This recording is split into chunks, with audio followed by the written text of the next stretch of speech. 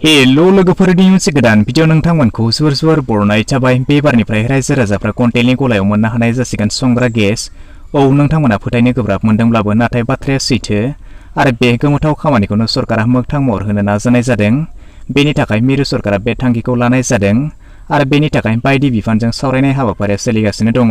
थाबैनो हादोरनि रायजो राजाफ्रा रेशन एबा कन्टेलनि गलानिफ्राय 5 किल'ग्राम लिरथायनि संग्रा गेसखौ मोननो हानाय जासिगोन। बेनि सोमोन्दै आबुं खौरांखौ नोंथांमोननो फोरमायनानै होनाय जागोन। बेखायनो भिडिअखौ जागायनायनिफ्राय जोबनायसिमल' नायलांबाय थादो।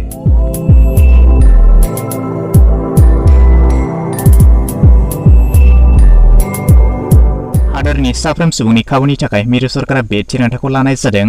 5 किल'ग्राम लिरथायनि संग्रा गेस सिलिन्डारखौ नोंथांमोना दा नोंथांनि ओनसोलावनो मोननो थांगासिनो दङ। थामहिनबा नोंथाङा जाबाय थानाय रेशननि गला एबा कन्टेलनि गलानिफ्राय मोननो हागोन बै सिलिन्डारखौ। बेनि थाखाय मिरु सरकारा बे थिरांथाखौ लानाय नुनो मोन्दों आरो बेनि थाखाय मिरु सरकारा हादरनि गोबां आदार बिफानजों आरो गोबां थाव बिफानजों सावरायनाय नुनो मोननाय जादों। बेनि अनगाबो हादरनि बायदि रायजोनि सरकारि बिफानजों मिरु सरकारा सावरायबाय थानाय हाबाफारि लानाय जादों। बेजों लोगोसे सावरायनायाव बाहागो लादोंमोन हादरनि आदार बिफाननि गाहाय सुधान सुपाननि फोरमायनाय बायदिब्ला गोबां गामि ओनसोलनि गोरिब सुबुंफ्रा 14 किल'ग्राम लिरथायनि सिलिन्डारखौ सोनायाव गोबां रांनि उसुबिदा गोग्लैनाय नोजोराव गोग्लैदों। फारसेथिंजाय माखासे ओनसोलफ्राव खाथियाव बेनि एजेन्सि गैयैलाय बिथांमोना 14 किल'ग्राम बिबांनि गेस सिलिन्डारखौ सोनायाव उसुबिदा जानाय नुनो मोननाय जादों।